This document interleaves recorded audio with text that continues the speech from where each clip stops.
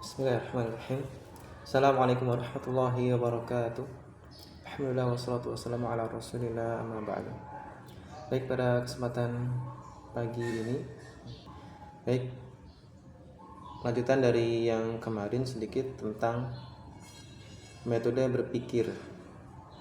Kesimpulannya hanya ada dua, yakni metode ilmiah dan juga metode rasional. Dan singkatnya, dengan perantara metode rasional itulah bisa memperoleh metode ilmiah gitu. Jadi tetap yang menjadi dasar atau asas berpikir itu adalah metode rasional.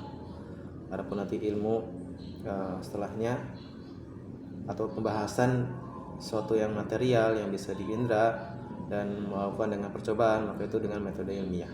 Nah, kemudian beliau membahas tentang logika sebagai teknik berpikir, ya.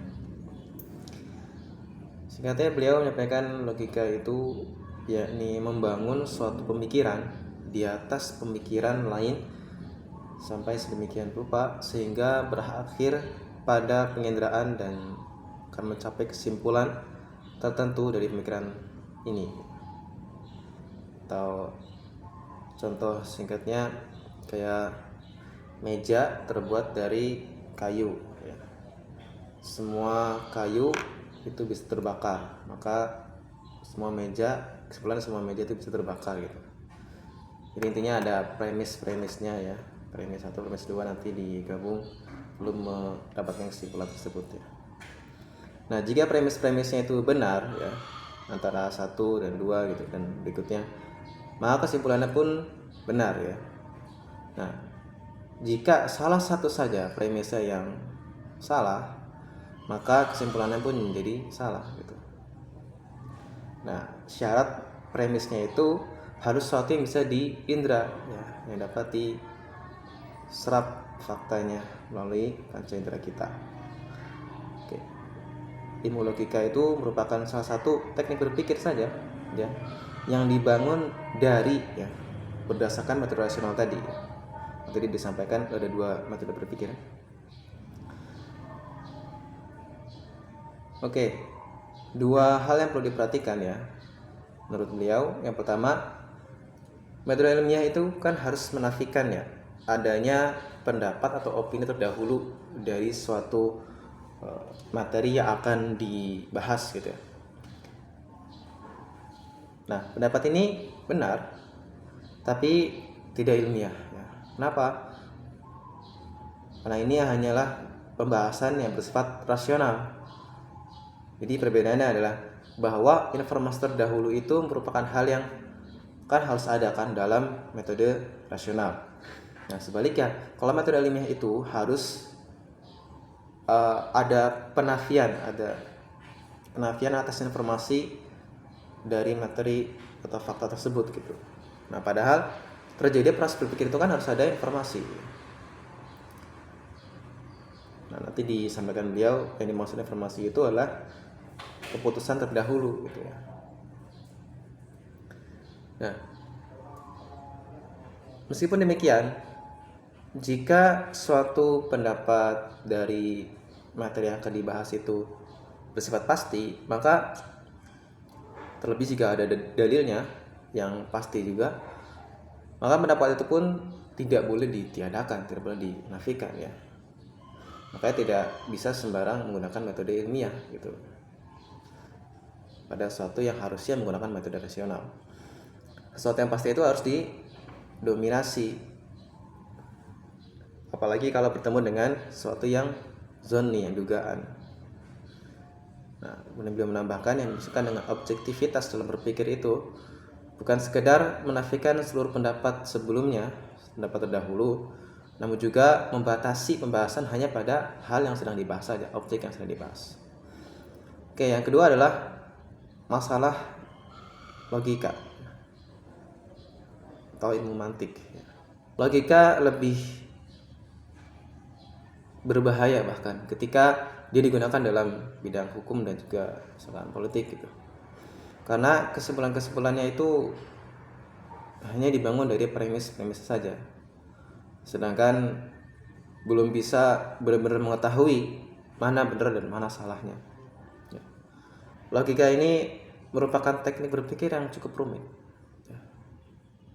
Karena terkadang terdapat penipuan dan bahkan penyesatan, kadang malah menghasilkan kesimpulan yang bertentangan dengan fakta-fakta yang ingin diketahui dan hanya berakhir dengan penginderaan terhadap fakta itu. Maka berpikir dengan logika ini utamanya dijauhi, karena nantinya akan pasti butuh dengan metode rasional itu tadi ya, untuk benar-benar mengetahui mana yang benar dan mana yang salah. Nah, karena metode rasional itu beliau menyampaikan adalah metode Al-Quran dan metode dari Islam yang jelas, baik saat mengetengahkan dalil yang ada ataupun saat menjelaskan hukum-hukum dalam Quran. Ya.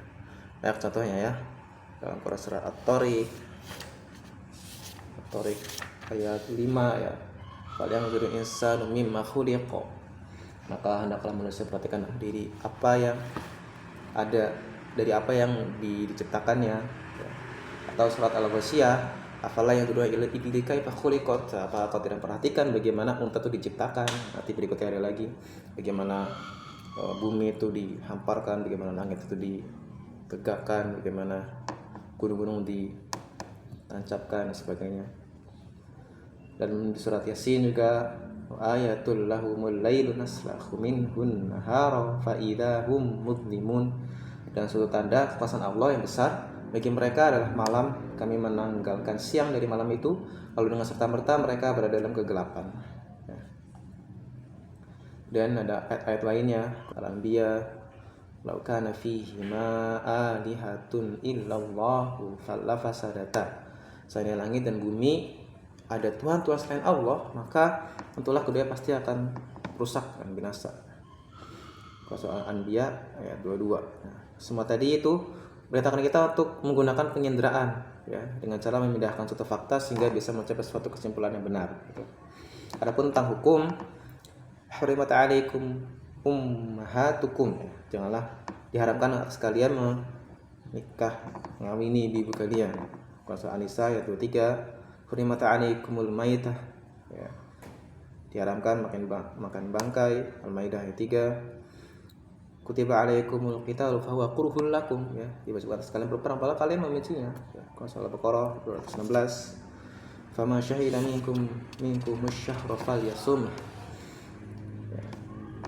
Dan juga kalau lagi dalam jika melihat syahidah melihat hilal maka kalian berpuasalah. Dan hukum-hukum lainnya ya. Aufu bil uqud, pendapat itu surah Al-Maidah ayat 1. Wa ahallallahu bai'a wa ahramu riba. Haramar riba, ya, Allah Ta'ala menghalalkan jual beli dan mengharamkan riba. Surah Al-Baqarah ayat 75. Dan juga fankihu ma taba lakum minan nisa'i masna wa thulatha wa ruba'. Ya, maka nikahilah wanita yang kalian sukai.